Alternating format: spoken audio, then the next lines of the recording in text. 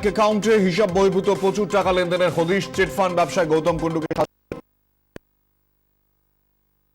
করান তাপস। জেরাতে বেশ কিছু প্রশ্ন এড়িয়ে যান তাপস পাল। কিছু নথি নিয়েও সদুত্তর দিতে পারেননি তাপস পাল। তাপসকে নিয়ে যাওয়া হচ্ছে ভুবনেশ্বর।